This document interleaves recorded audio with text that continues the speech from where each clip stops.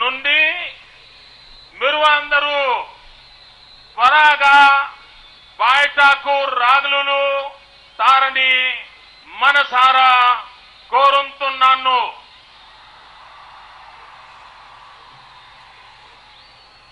కేంద్ర ప్రభుత్వానికి కాంగ్రెస్ పార్టీకి సద్బుద్ధి కాలు చేయాలని భగవంతుడిని ప్రార్థిస్తున్నాను. గుజరాత్తో తెలుగు వారి సంబంధాలు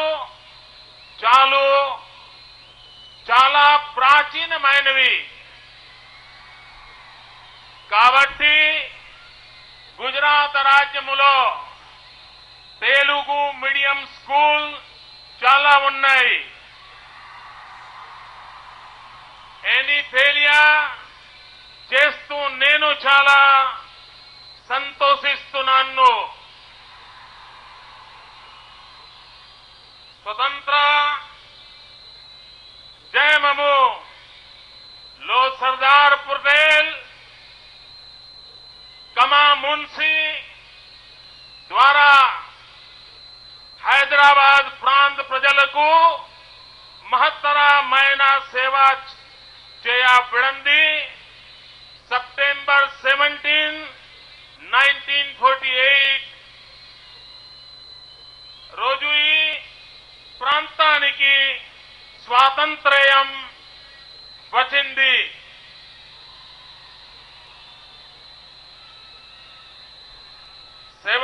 సెప్టెంబర్ ని మనము హైదరాబాద్ లిబరేషన్ డే గా उत्सवाలు చేసుకుంటున్నాము. और आप लोग 17 सितंबर को हैदराबाद लिबरेशन डे मनाते हैं और मेरा सौभाग्य है कि उस दिन मुझे आपकी याद विशेष आती है क्योंकि 17 सितंबर मेरा जन्मदिन भी है.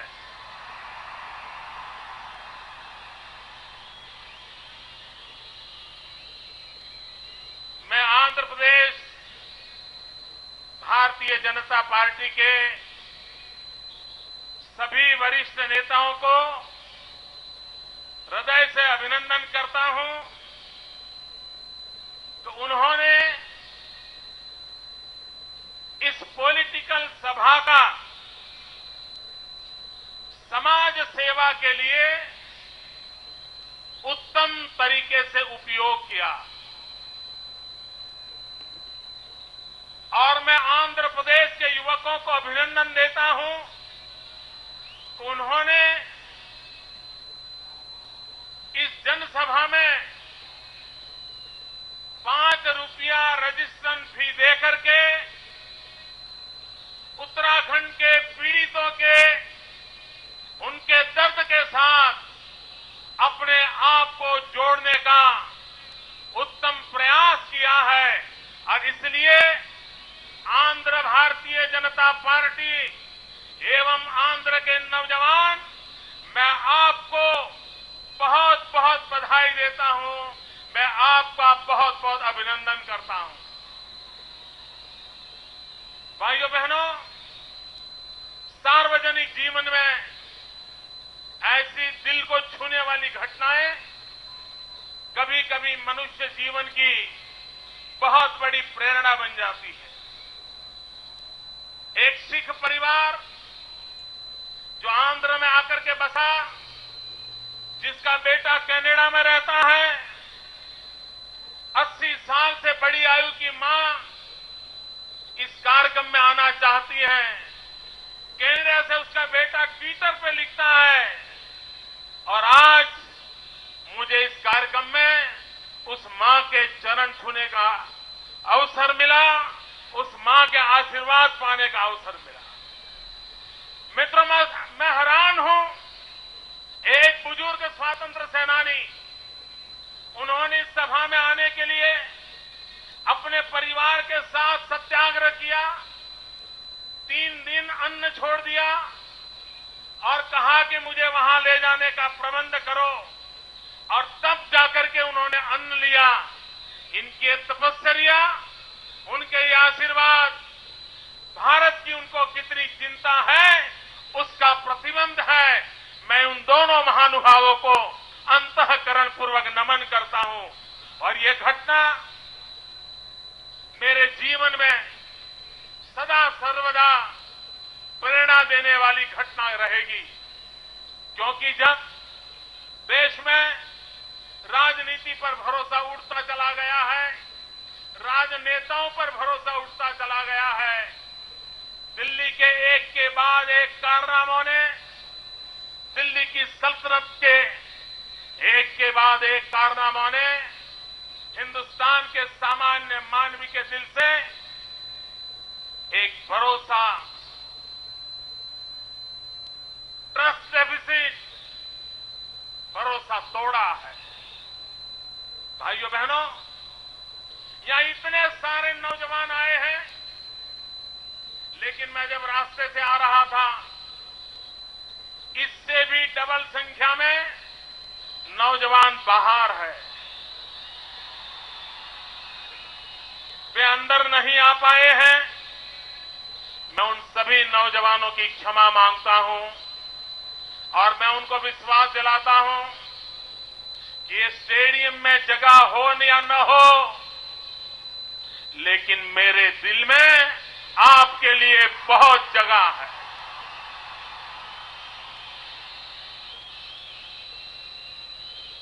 आप तो मुझे वहां पर लगे हुए वीडियो से देख रहे हैं, टीवी से देख रहे हैं, लेकिन मेरा सौभाग्य नहीं है कि नौजवान मित्रों, मैं आपको यहां से देख नहीं पा रहा हूं। लेकिन मैं विश्वास दिलाता हूं, मुझे जब भी मौका मिलेगा मैं आंध्र में दोबारा आऊंगा। जिन नौजवानों के दर्शन आज नहीं कर पाया हूं, उनके दर्शन मैं दोबारा जरूर करूंगा। ये मैं उनको विश्वास दिलाता हूं। भाइयों बहनों, गत सप्ताह की जो घटनाएं हैं, उन घटनाओं ने देश को झकझोर दिया है। भाइयों बहनों, सवाल यह है, हम किस पर भरोसा करें? जब हमारे देश की सेना के 5 जवानों के सर काट लिए गए, और तब भारत के प्रधानमंत्री ने कहा था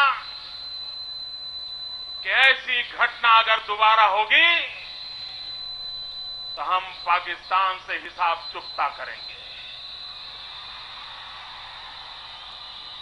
मैं प्रधानमंत्री जी से पूछना चाहता हूं, इसी हफ्ते पाकिस्तान की सेना ने आकर के हमारे देश के रक्षा करने वाले, मां भारती के लिए जीने मरने वाले, हमारे देश के उन रणबांकुरों को पाकिस्तान की सेना ने आकर के उनको भून दिया, उनको मौत के घाट उतार दिया। दिल्ली की सल्तनत को हिंदुस्तान पूछ रहा है। आपने कहा था, जब हमारे देश के जवानों के सर काट लिए गए थे, तब आपने वादा किया था कि आप ऐसी चीजों को सहन नहीं करेंगे। क्या कारण हुआ कि पाकिस्तान एक के बाद एक जुल्म करता चला जा रहा है, और 125 करोड़ का देश चुपचाप सारी चीजें झेल रहा है। भाइयों बहनों, पिछले दिनों एक के बाद एक जो घटनाएं घटी हैं, आप देखिए किश्तवाड़ सुलग रहा है। न जाने कितने लोगों को मारा गया है, न जाने कितने लोगों की दुकानें जलाई गई हैं, न जाने कितने लोगों के घर जलाए गए हैं। भाइयों बहनों, कश्मीर घाटी में 3 दशक से जो खेल चल रहा है, क्या उसका रिहर्सल किश्तवाड़ में करने का नापाक इरादा तो नहीं है? देश जानना चाहता है। आज भारतीय जनता पार्टी के विपक्ष के नेता श्रीमान अरुण जेटली जी किश्तवाड़ के पीड़ितों का हाल पूछने के लिए जा रहे थे, किश्तवाड़ के हालत देखना जाते थे, लेकिन वहां की सरकार ने सत्य छुपाने के लिए, एक जुल्म की कथा को छुपाने के लिए, यह हिंसा के दौर पर चुपकुद रहे, इसलिए अरुण जेटली जी को जम्मू के एयरपोर्ट पर डिटेन कर दिया गया। भाइयों बहनों, जम्मू के पहाड़ी क्षेत्र में यह घटना, इस घटना को छोटी घटना न मानी जाए। जो संकट कश्मीर घाटी ने झेला, उसकी शुरुआत करने का नापाक इरादा इसमें पूर्ण आती है। और इसलिए भाइयों बहनों, सवाल किश्तवाड़ के नागरिकों का नहीं है, सवाल भारत के शांतिप्रिय नागरिकों को सुख चैन की जिंदगी चाहिए, जुल्म से मुक्ति चाहिए, और देश फिर एक बार देश का भरोसा टूट गया। ये दिल्ली की सल्तनत हमारे देश को सुरक्षा नहीं दे सकती है। भाइयों बहनों, आपको जानकर के हैरानी होगी, वोट बैंक की राजनीति में डूबी हुई दिल्ली की सल्तनत हिंदुस्तान की सुरक्षा को अनदेखा कर रही है। बांग्लादेश की सीमा पर हमारे जो जवान हैं, वे अगर कोई बांग्लादेशी घुसपैठिया घुस करके आता है,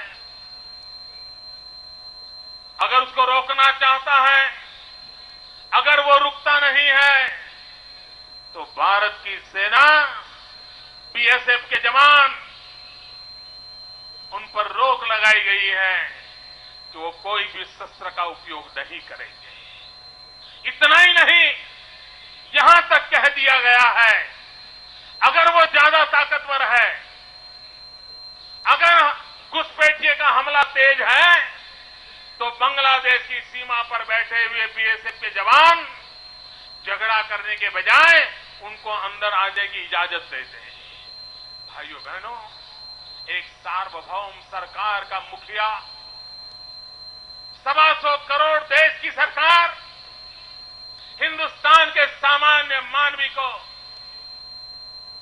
इस प्रकार के निर्णयों से सुरक्षा कैसे प्रदान कर सकती है? और भाइयों बहनों, चाइना ने हमारी सीमा पर आकर के अड़ंगा लगाया,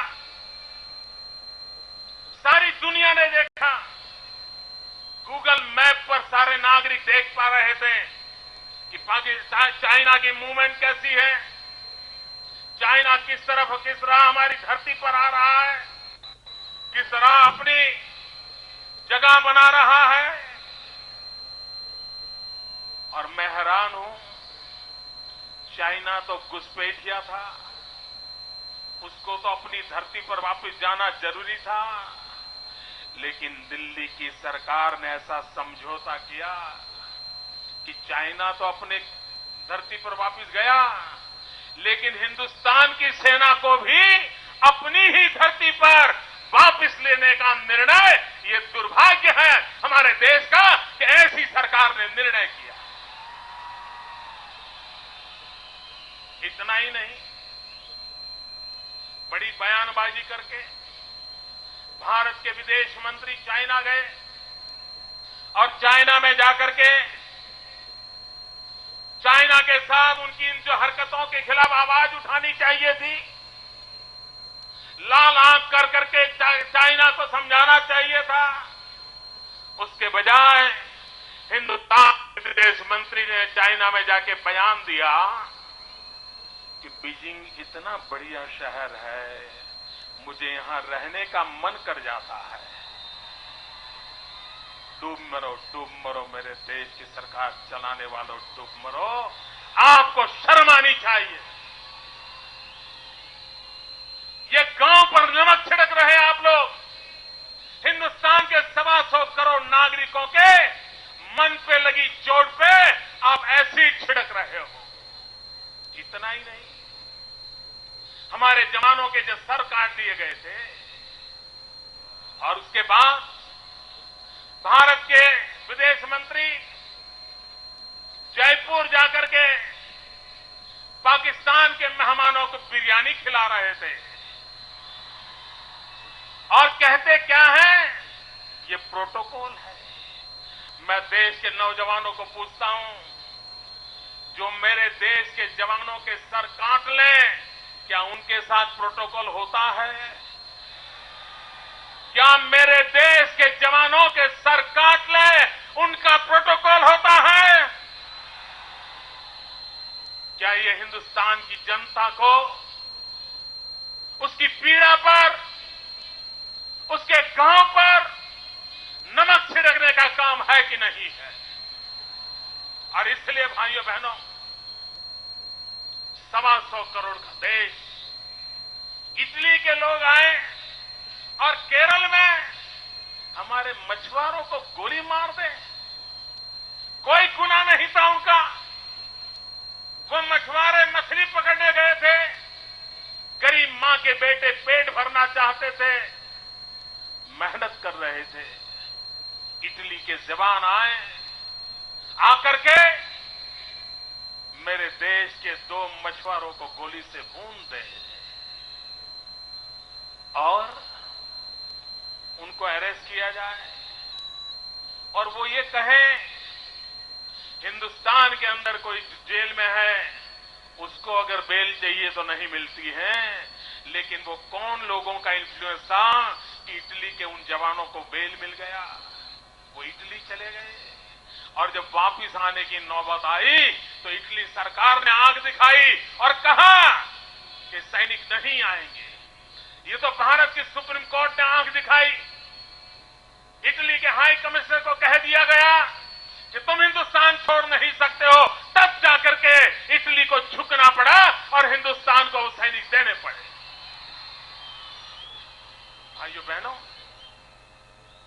मैं इन घटनाओं को इसलिए सुना रहा हूं कि दिल्ली में बैठी हुई सरकार किसी विषय पर भी गंभीर नहीं है। उनको इस देश की समस्याओं की चिंता नहीं है। मेरे नौजवान मित्रों, आपको हिंदुस्तान की चिंता हो रही है। मेरे नौजवान मित्रों, आपको हिंदुस्तान की चिंता हो रही है। आपको हिंदुस्तान की चिंता सता रही है। मेरे नौजवान मित्रों, आपको हिंदुस्तान की चिंता है, मुझे मेरे देश के नौजवानों की चिंता है। मन में सवाल उठता है, इस देश की युवा पीढ़ी का क्या होगा? रोजी रोटी पाने के लिए कहां जाएंगे? मित्रों, कांग्रेस की सरकार महाराष्ट्र में भी है, कांग्रेस की सरकार आंध्र में भी है। और हमारे कांग्रेस के मित्रों को जरा बुरा लगेगा, लेकिन कान खोल करके सुन लीजिए, आंध्र में भी आप कई वर्षों से राज कर रहे हैं, महाराष्ट्र में भी आप कई वर्षों से राज कर रहे हैं, और हिंदुस्तान में सबसे ज्यादा आत्महत्या की घटनाएं अगर कहीं होती है तो महाराष्ट्र में और आंध्र में होती है, जहां के नौजवानों को आत्महत्या का रास्ता लेना पड़ता है। भाइयों बहनों, हमारे आंध्र के नौजवान पेट भरने के खातिर आज उनको गल्फ कंट्रीज में जाना पड़ रहा है, और ये Congress party divide and rule, यही उनकी तरकीबें रही हैं।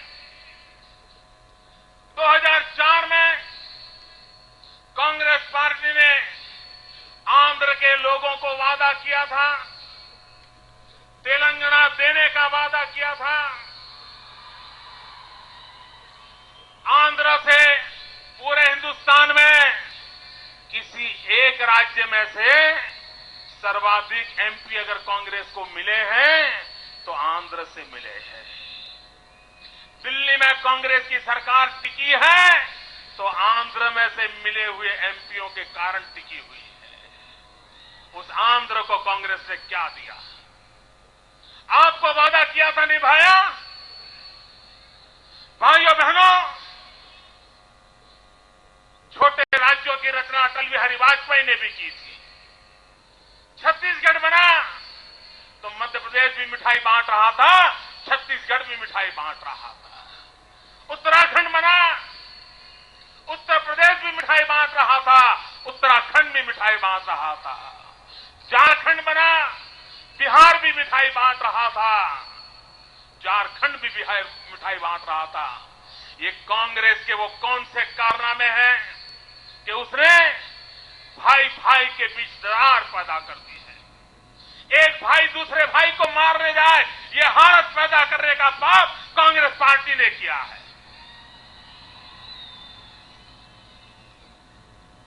तेलंगाना के पक्ष में भारतीय जनता पार्टी पहले से है। मैं खुद तेलंगाना में एक सभा करने आया था विद्यासागर राव के चुनाव के समय, और मैंने सार्वजनिक सभा में कहा था, अगर हमें सरकार बनाने का मौका मिलेगा तो 100 दिन के भीतर भीतर हम तेलंगाना का निर्माण कर देंगे। ये हमने वादा किया था। लेकिन हमने तब भी कहा था, किसी भी कीमत पर सीमांध्र की अनदेखी नहीं की जा सकती। सीमांध्र का भी विकास सारे हिंदुस्तान को गौरव हो, ऐसा होना चाहिए। सीमांध्र के अंदर जो शहर आए हैं, वो शहर हैदराबाद से भी ज्यादा प्रगतिशील बने, इसकी व्यवस्था होनी चाहिए। लेकिन दिल्ली की सरकार को ये करने की फुर्सत नहीं है। अगर उनको ये हैदराबाद दोनों राज्यों की राजधानी बनानी थी और ये कहना था कि 10 साल के बाद दूसरी राजधानी बनाएंगे, तो मैं दिल्ली की सरकार को पूछना चाहता हूं, ये काम 2004 में आपने शुरू क्यों नहीं किया? क्यों दूसरी राजधानी की तैयारी क्यों न की? आंध्र के लोगों को अन्याय करने का आपको अधिकार नहीं है, और इसलिए भाइयों बहनों, हमारे दिल में तेलंगाना का भी उतना ही महत्व है, सीमांध्र का भी उतना ही महत्व है। भाइयों बहनों, मैं एक छोटा व्यक्ति हूं, लेकिन गुजरात की धरती से आया हूं।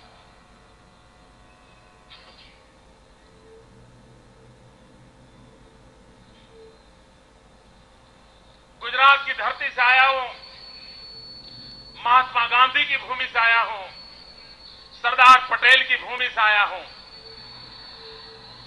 मैं मेरे तेलंगाना और आंध्र के भाइयों से प्रार्थना करता हूं, भाइयों बहनों, कांग्रेस की जितने ही खेल क्यों न खेले, लेकिन आपके बीच टकराव नहीं होना चाहिए। भाई के बीच भाई के प्रति नफरत नहीं होनी चाहिए। मैं आंध्र के और तेलंगाना के भाइयों से पूछना चाहता हूं, दर्द के साथ पूछना चाहता हूं,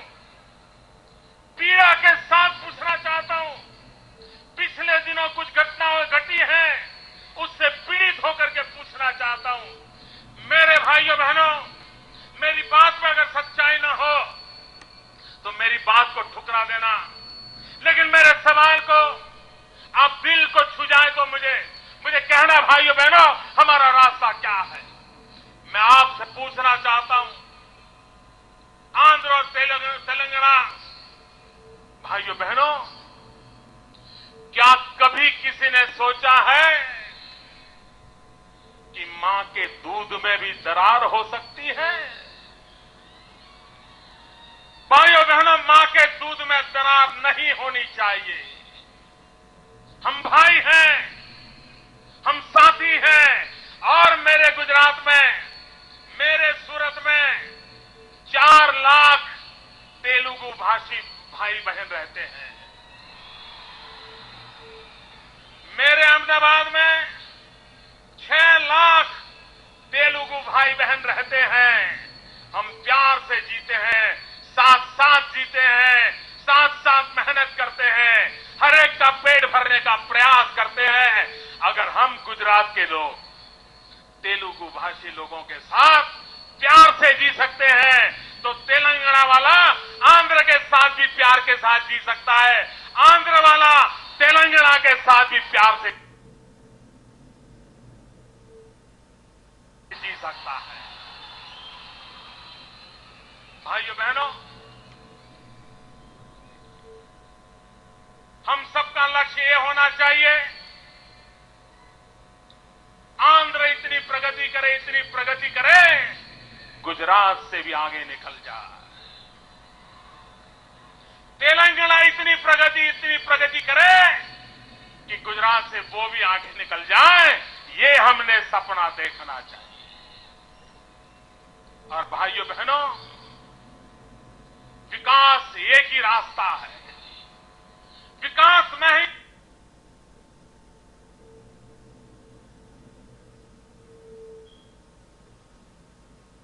ही समस्याओं का समाधान है। हमारी सारी मुसीबतों का समाधान विकास में है। ये कांग्रेस पार्टी किसी भी हालत में विकास के रास्ते पर जाने को तैयार नहीं है, क्योंकि उसको जवाब देना भारी पड़ जाता है। यहां जो लोग मेरी आयु के बैठे हैं, उन्होंने कभी आज से 40 साल पहले कभी भी बाजार में घी की दुकान हो तो वहां कभी ऐसा बोर्ड पड़ा था, शुद्ध घी की दुकान पड़ा था? आज से 40 साल पहले शुद्ध घी की दुकान ऐसा बोर्ड नहीं लगाना पड़ता था। घी की दुकान लिखा, इसका मतलब ही वहां घी शुद्ध ही मिलता होगा। लेकिन आज बोर्ड लगाना पड़ता है, शुद्ध घी की दुकान, क्योंकि शुद्ध घी नहीं मिलता है। भाइयों बहनों, आज से जब वाजपेयी जी की सरकार थी, इस देश में गरीब की थाली में रोटी की चिंता नहीं थी। गरीब की थाली में रोटी पहुंचती थी, और इसलिए कभी फूड सिक्योरिटी पर सोचना नहीं पड़ा था। ये कांग्रेस पार्टी ने गरीब की हालत इतनी खराब कर दी है कि आज जैसे शुद्ध घी की दुकान, वैसे उनको फूड सिक्योरिटी बिल की बात करने की नौबत आई है। जिन्होंने गरीब की थाली से रोटी छीन ली है, उन्होंने पाप किया है। इन दिनों मैं देश के अर्थशास्त्रियों को कहना चाहता हूं, आज हमारे देश में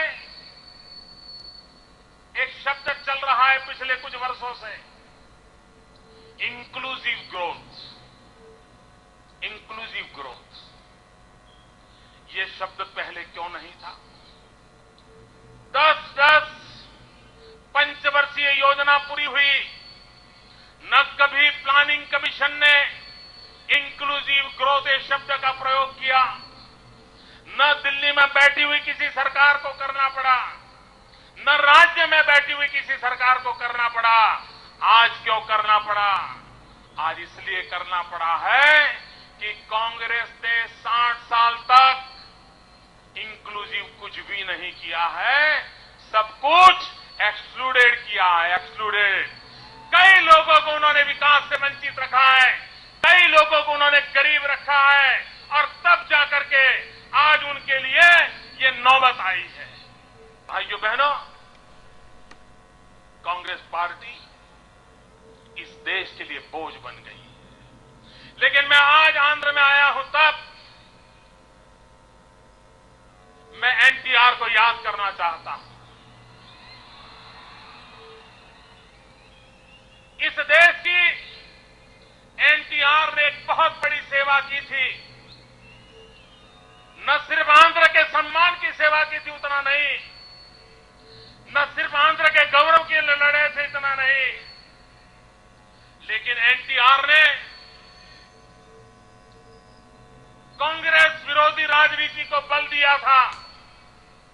ये एनटीआर के प्रयास है कि दिल्ली में कांग्रेस गैर कांग्रेसी सरकार बनाने का इस देश के अंदर संभव हुआ था। मैं आंध्र में सभी राजनीतिक दलों से अनुरोध करता हूं, एनटीआर को उत्तम से उत्तम श्रद्धांजलि क्या हो सकती है? एनटीआर को उत्तम से उत्तम श्रद्धांजलि कांग्रेस मुक्त भारत के निर्माण करके ही हो सकती है। और जो जो एनटीआर की लीगेसी का दावा करते हैं, उनका पहला कर्तव्य बनता है कि हिंदुस्तान को कांग्रेस मुक्त बनाने के लिए जो भी करना पड़े वो करना चाहिए। मुझे विश्वास है आंध्र के राजनीतिक दल आंध्र और तेलंगाना को बचाने के लिए, आंध्र और तेलंगाना के विकास के लिए, कांग्रेस मुक्त भारत बनाने के प्रयासों में कोई कमी नहीं रहने देंगे। कांग्रेस विरोधी शक्तियां एक आएगी और आंध्र की धरती पर से ये जुल्म, ये कुशासन, ये भ्रष्टाचार, ये परिवारवाद, इन सब का खात्मा संभव होगा। और इसलिए मेरे भाइयों बहनों, तेलुगु देशम,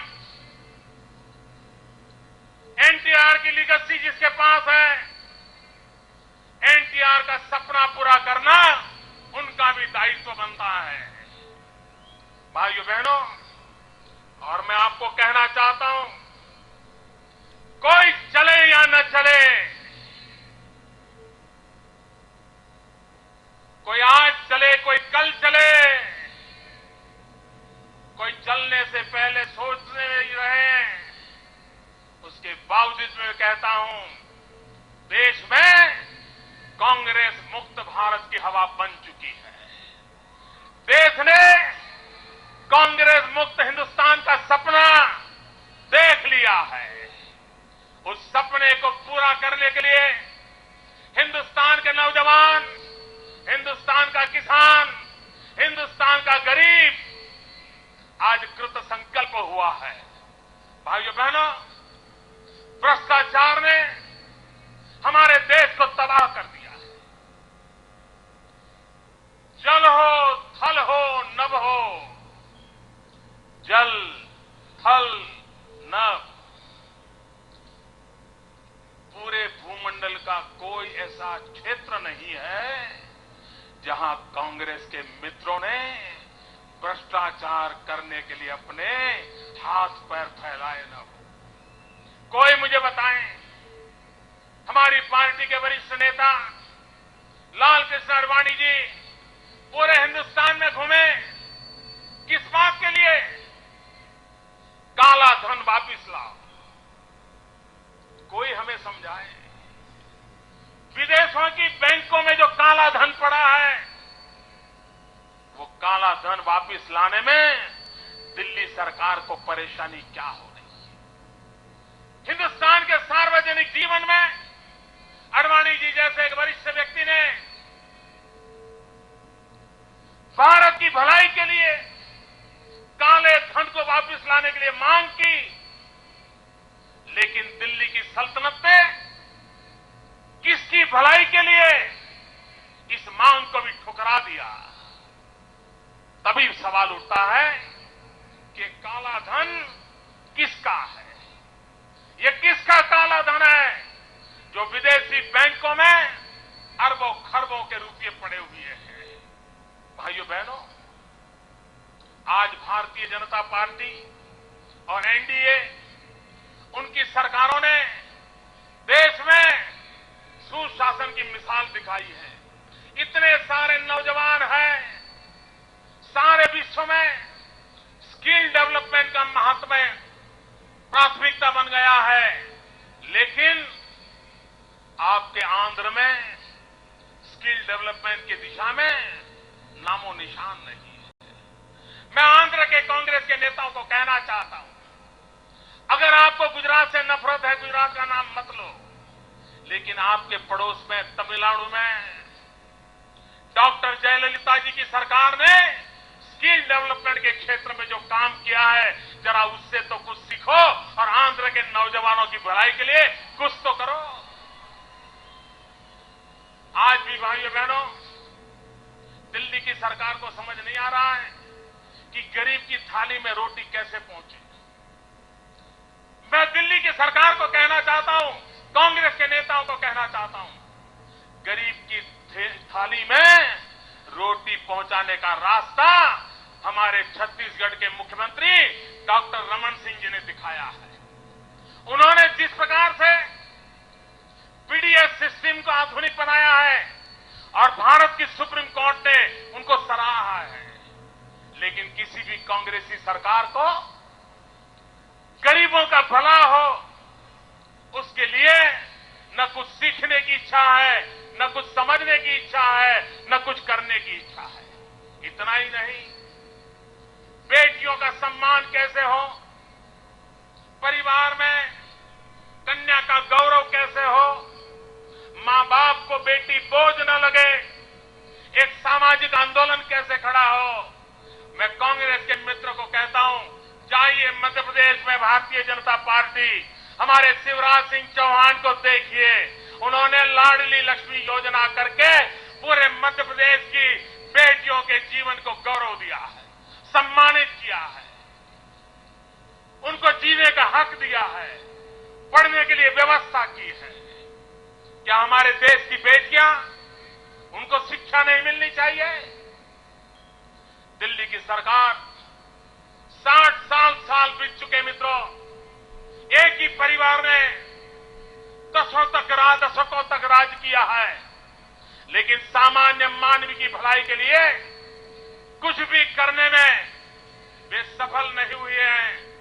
भाइयों बहनों, मैंने भारत के प्रधानमंत्री को एक बार कहा था, मैंने कहा आंध्र के पास 900 किलोमीटर से बड़ा समुद्री तट है, गुजरात के पास 1600 किलोमीटर का समुद्री तट है, महाराष्ट्र, कर्नाटक, गोवा, केरल, तमिलनाडु, उड़ीसा, पश्चिम बंगाल, इन प्रदेशों को समुद्र तट का सौभाग्य मिला है। मैं भारत सरकार को कहता रहा कि एक समुद्र तट पे जो राज्य बसे हैं, उनकी एक सेपरेट मीटिंग बुलाई जाए, 2 दिन उनसे चर्चा की जाए और समुद्र तट के राज्यों की कठिनाइयां क्या हैं, वो ग्लोबल इकोनॉमी के जमाने में एक्सपोर्ट इंपोर्ट के युग के अंदर हमारे तटवर्ती क्षेत्रों का विकास कैसे करें ताकि भारत का रुपया टूटता हुआ बच जाए। आप देखिए, हिंदुस्तान जब आजाद हुआ तब $1 की कीमत थी 1 रुपया।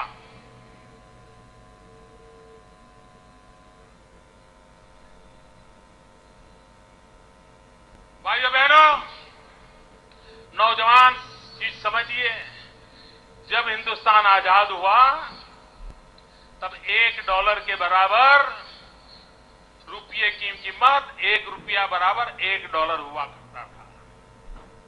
आज भारत के वित्त मंत्री की उम्र = $1।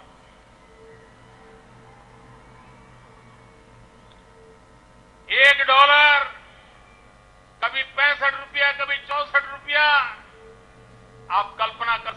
क्या होता होगा देश का। मित्रों, पिछले एक वर्ष में भारत सरकार के आंकड़े बोल रहे हैं कि हिंदुस्तान से पढ़ने के लिए एक जमाना था, पूरा विश्व हिंदुस्तान की धरती पर पढ़ने के लिए आता था। दुनिया के देशों के नौजवान भारत में आकर के शिक्षा दीक्षा लेते थे। आज अकेले पिछले वर्ष हिंदुस्तान से जो नौजवान विदेशों में पढ़ाई लेने करने के लिए गए, उनको चाहिए वैसी पढ़ाई यहां नहीं मिल रही थी। वो तो गए, हमारा बुद्धि धन तो गया, साथ साथ हमारा लक्ष्मी धन भी गया। ये हमारे जो नौजवान विदेश गए, उनको फीस भरने में 1,20,000 करोड़ रुपया हिंदुस्तान की खजाने से खाली हो गया। क्या दिल्ली की सरकार हिंदुस्तान में अच्छी शिक्षा मिले, हमारे नौजवानों को भटकना न पड़े, ये व्यवस्था नहीं कर सकती है? नहीं कर रही है। भाइयों बहनों, आज गांव में डॉक्टर नहीं है, गांव के गरीब आदमी को दवाई चाहिए, दवाई की व्यवस्था नहीं है। क्या दिल्ली की सरकार को इतने साल हो गए हमारे देश की जनता की आवश्यकता के अनुसार डॉक्टर तैयार हो, डॉक्टरों को तैयार करने के लिए मेडिकल कॉलेजेस हो? क्या ये नहीं हो सकता? मित्रों, आंध्र और गुजरात 2 राज्य से जो सबसे ज्यादा दवाई के उत्पादन के क्षेत्र में काम कर रहे हैं। दवाई तो उत्पादन हो रही है, लेकिन दवाई लिखने वाला डॉक्टर नहीं है, तो गरीब की बीमारी कहां से जाएगी? भाइयों बहनों, ऐसी ऐसी समस्याएं, खाने को रोटी नहीं, पहनने को कपड़ा नहीं, रहने को घर नहीं, पढ़ने को शिक्षा नहीं, बीमार को दवाई नहीं, ये सारी अमानतें कांग्रेस से जुड़ी हुई है। ये कांग्रेस से दी हुई विरासत है। और इसलिए भाइयों बहनों, हिंदुस्तान के आने वाली कल की चिंता करनी है, हिंदुस्तान के भाग्य को बदलना है, तो भाइयों बहनों, हमने विकास का रास्ता अपनाना पड़ेगा। और मैं कहने आया हूं मित्रों, विकास के रास्ते के बिना हम सामान्य मानवीय का भला नहीं कर सकते। पीड़ित, शोषित, दलित, आदिवासी, मछुआरे, इन सबका कल्याण कौन करेगा? क्या हुआ? कांग्रेस पार्टी ने इनके कल्याण की दिशा में कुछ नहीं किया। उनको तो चुनाव आते हैं तब तिजोरी खाली करो, वोट पाने के रास्ते खोजो, उसके सिवाय कोई रास्ता सूझता नहीं है। और इसलिए भाइयों बहनों, आज मैं आपसे अनुरोध करने आया हूं। मैं हैदराबाद की धरती से पूरे हिंदुस्तान को प्रार्थना करने आया हूं कि इस देश के हर नागरिक को हिंदुस्तान की चिंता है। हर देश का नागरिक चिंतित है, नौजवान चिंतित है। अगर हम भरोसा नहीं देंगे, अगर उनको हम विश्वास नहीं देंगे, तो जो डेमोग्राफिक डिविडेंड की बात करते हैं हम, 65% जनसंख्या 35 से नीचे की है, उसके पास शक्ति है, सपने हैं, सामर्थ्य है, लेकिन उसके पास काम नहीं है। अगर हम हमारे नौजवानों को रोजगार नहीं देंगे, तो इस देश की हालत क्या होगी, इसका आप अंदाज कर सकते हो। भाइयों बहनों, मैं आज जब हैदराबाद की धरती पर आया हूं, तो मेरे मन में सरकार की कल्पना क्या है, वो भी आज मैं बताना चाहता हूं। भाइयों बहनों, मेरा स्पष्ट मत है, सरकार का एक ही मजहब होता है, सरकार का एक ही मजहब होता है, और वो मजहब होता है इंडिया फर्स्ट। सरकार का एक ही मजहब होता है, इंडिया फर्स्ट।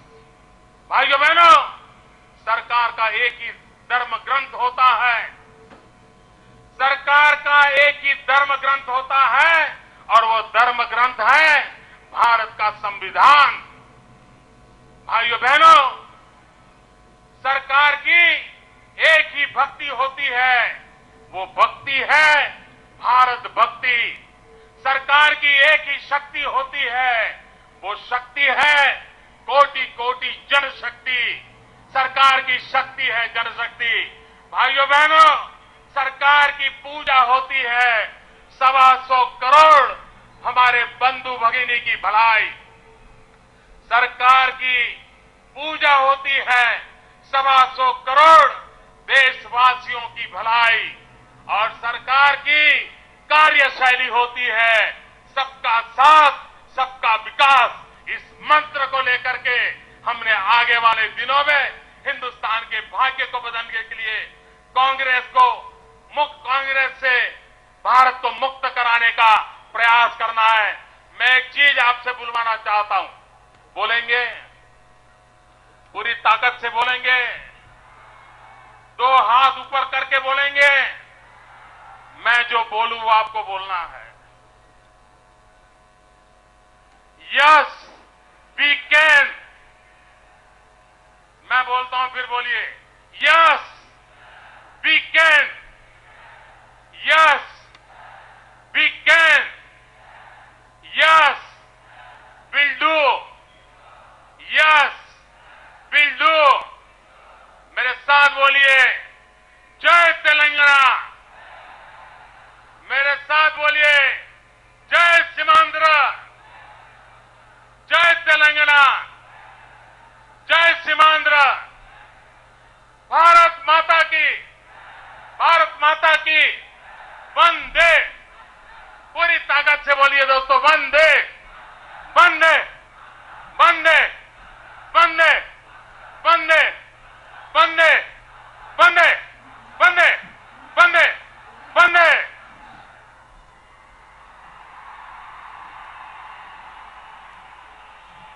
ఏవైతే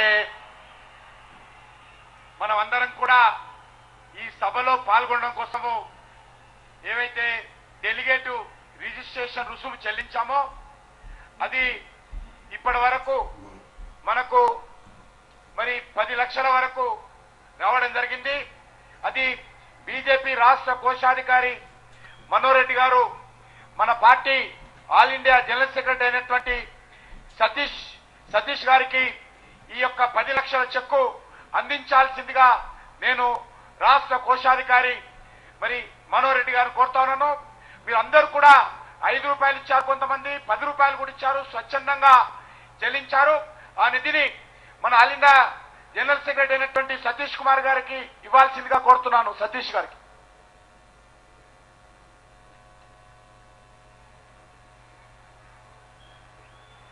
वो 10 लाख रुपए जो 5 रुपए का जो रजिस्ट्रेशन फीस के नाते जो आप लोग दिया है, वो 10 लाख रुपए हम अभी भारतीय जनता पार्टी के all India general secretary organisation सह संगठन मंत्री सतीश जी को दे रहे। ये पैसा उत्तराखंड पीड़ित लोगों के लिए आप सब लोग दिया है।